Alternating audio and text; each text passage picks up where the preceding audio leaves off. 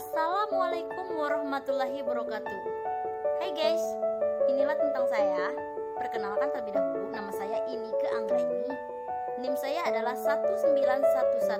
1911260062. Di sini saya sebagai mahasiswa Tadris IPA IAIN Bengkulu yang akan menjelaskan tentang materi air dan metabolisme karbohidrat, yaitu dosen pengampu yang saya ambil adalah Vetriana Sophia Monisa dengan mata pelajaran biomolekul dan metabolisme karbohidrat.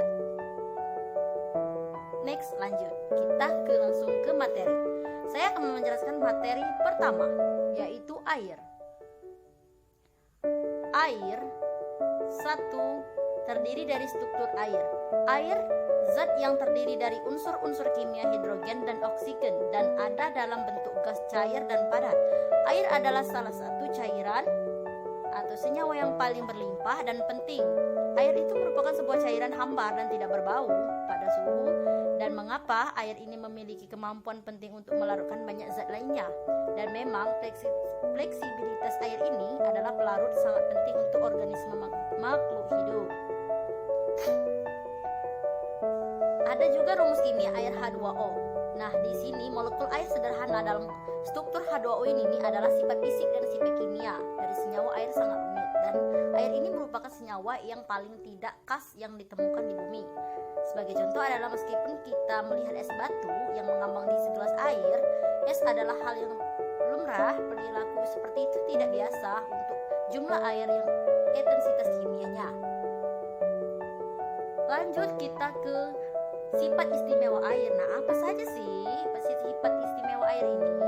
Air adalah substansi kimia dengan rumus kimia H2O. Nah, satu molekul air tersusun atas dua atom hidrogen yang terikat secara kovalent pada satu atom hidrogen. Air bersifat tidak berwarna, tidak berasa, dan tidak berbau. Pada kondisi standarnya, pada tekanan 100 kPa, yaitu temperaturnya 273,15 Kelvin derajat Celcius. Nah, zat kimia ini merupakan salah satu pelarut yang penting yang memiliki kemampuan untuk melarutkan banyak zat kimia lainnya seperti garam-garam, gula, asam, dan beberapa jenis gas yang banyak, yaitu bermacam seperti molekul organik. Kita lanjut ke air, masih tentang air. Air ini memiliki beberapa sifat kimia yang cukup istimewa. Mengapa? Karena di setiap molekul air itu terbentuk dari penggabungan antara atom-atom hidrogen dan atom oksigen, yang kedua-duanya jika dalam keadaan bebas merupakan dua unsur yang memiliki sifat sangat berbeda atau bahkan bertolak belakang dengan air. Perbedaan antara sifat yang disebabkan karena reaksi kimia yang disebabkan karena reaksi fisika. Lanjut. Masing-masing kita itu melihat air secara molekuler. Nah, mengapa akan terlihat bahwa ketika terdapat lebih dari dua molekuler air bergabung, maka muatan positif dan negatif yang ada pada masing-masing atom oksigen dan hidrogen akan saling tarik-menarik. Komponen oksigen molekul air memiliki muatan yang sedikit negatif dan komponen hidrogennya bermuatan sedikit juga positif, membentuk sebuah ikatan yang dinamakan ikatan hidrogen. Ikatan ini bersifat sangat lemah dan berusia sangat pendek. Artinya ikatan ini mudah terlepas atau pecah. Kekuatan ikatannya hanya bertahan kira-kira 1/100 miliar detik saja. Nah, tetapi begitu satu ikatan pecah, ikatan yang lain akan terbentuk kembali. Nah, begitu seterusnya. Itulah sebabnya mengapa bentuk air berhubungan menurut tempatnya, dan ikatan hidrogen ini memungkinkan air menahan perubahan temperaturnya. Next, lanjut lagi.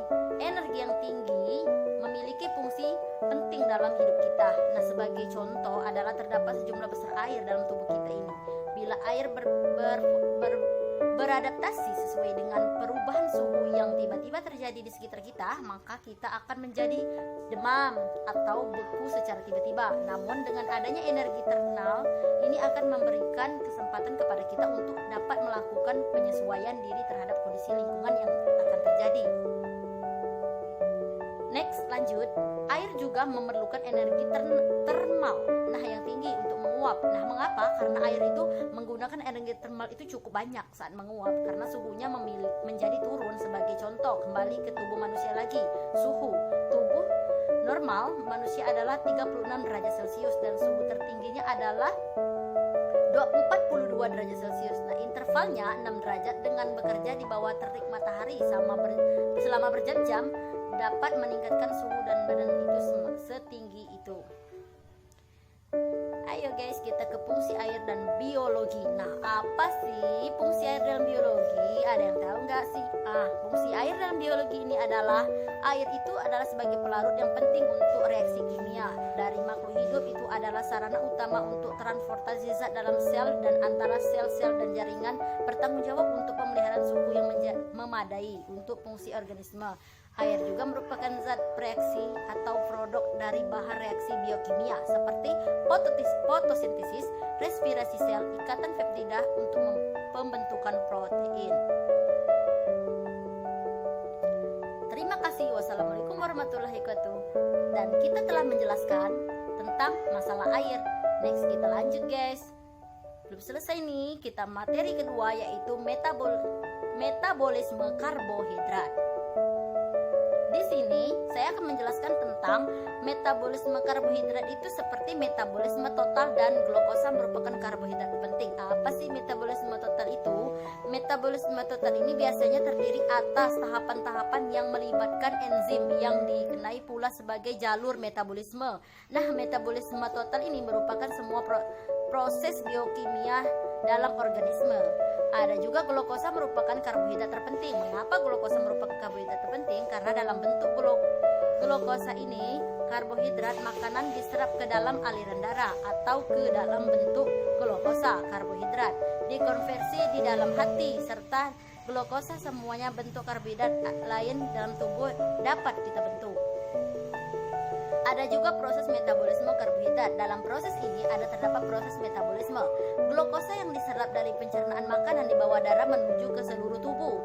Dalam sitoplasma, glukosa akan mengalami glukolisis, yaitu peristiwa pemecahan gula hingga menjadi ATP. Nah, proses metabolisme ini ada dua jalur. Glikolisis yaitu jalur biasa, yaitu aktivitas atau kegiatan hidup yang biasanya normal dengan hasil ATP terbatas, dan glikolisis jalur cepat yang dikenal dengan jalur endogen, yaitu mikroskop untuk menyediakan ATP cepat pada aktivitas kerja keras, misalnya lari cepat. Jenis-jenis karbohidrat. Dalam jenis-jenis karbohidrat ini ada karbohidrat sederhana dan karbohidrat kompleks. Adapun faktor yang mempengaruhi metabolisme karbohidrat apa saja sih? Yaitu 1. Pada keadaan kelaparan, enzim-enzim utama dari glikolisis HMP itu shoot dan glikolisisnya aktivitasnya menurun. Mengapa? Karena sebaliknya aktivitas enzim-enzim utama dari glukogenesis dan glikogenisis itu akan meningkat. Faktor-faktor yang mempengaruhinya ada lagi, yaitu pada keadaan diabetes mellitus. Nah, aktivitas enzim-enzim tersebut mirip dengan keadaan kelaparan. Selain itu, ada pula pada pemberian makanan tinggi karbohidrat. Nah, aktivitas enzim-enzim glikolisis HMP, shoot dan glikolisis meningkat, sedangkan aktivitas utama glukogenesis dan glikogenesis. Baik, terima kasih. Wassalamualaikum warahmatullahi wabarakatuh.